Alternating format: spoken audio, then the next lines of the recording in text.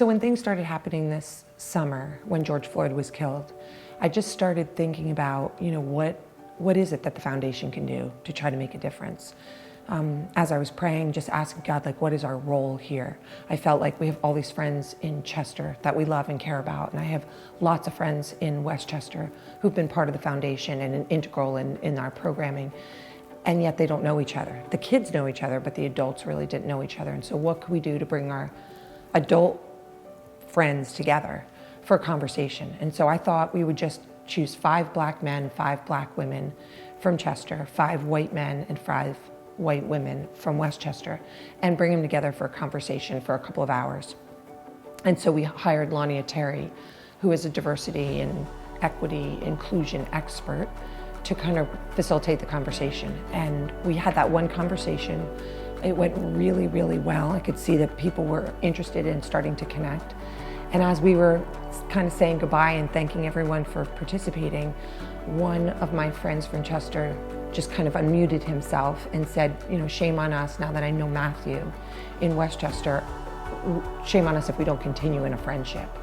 And so everybody agreed that they wanted to continue. And so that was the beginning of what now is Brave Conversations with community leaders.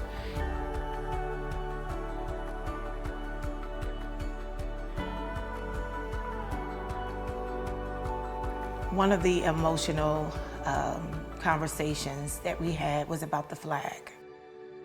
And I will say that was a very emotional conversation for both sides.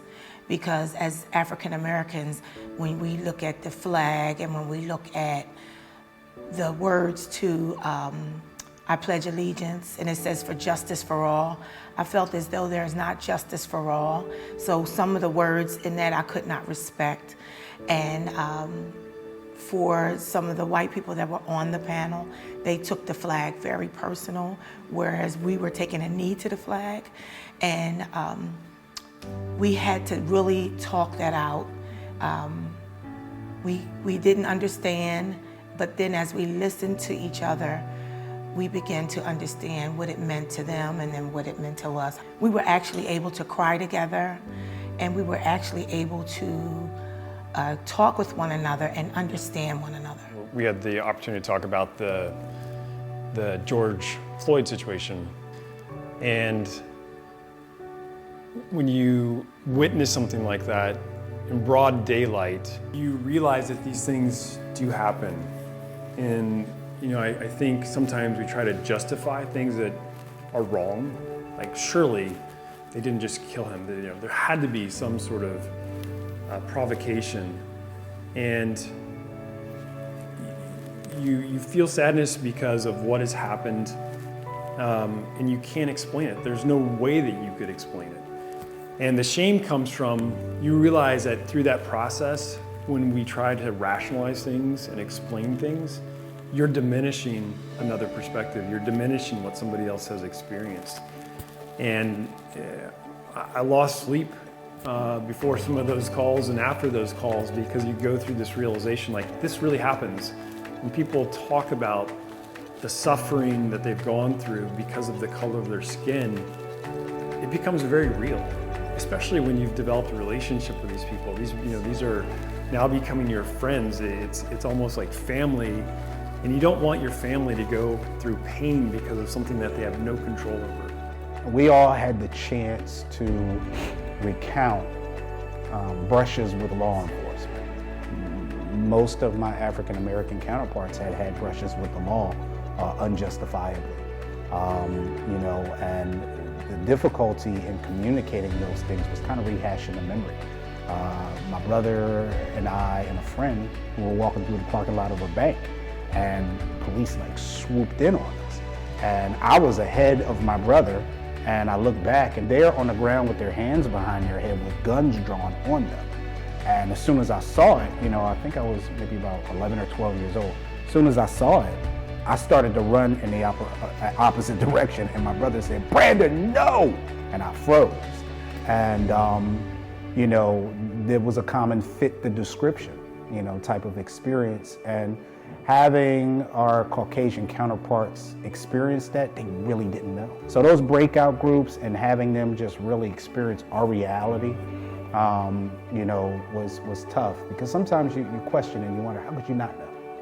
You know, how could you not know? So I would say one of the most emotional experiences for me in Brave Conversations was when one of the black women from Chester said that her father wouldn't allow her to have a white doll in her house. And I thought, gosh, I had no idea that there was that much distrust that still existed and that was part of her life, and that was very emotional to me. You're dealing with people from different backgrounds and they have different experiences than you, so not to judge and give the Caucasian people a chance to say, you know, their experiences, not just saying, well, how do you not know? Don't you watch the news? And it was kind of challenging at times, because I was just like, well, what is going on? Like, you don't watch the news, you don't listen to the radio, you don't watch CNN.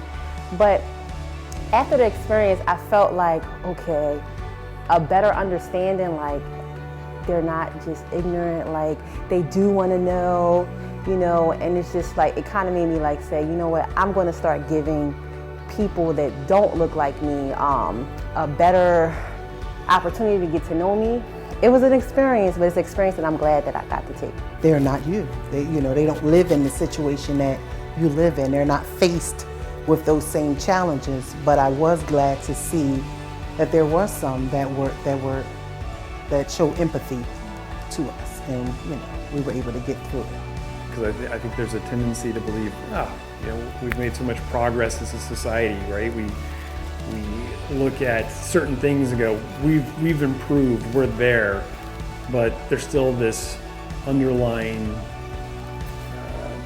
theme of social injustice that we don't address. The Hicks Foundation has done some groundbreaking things, and I think this is just one of them.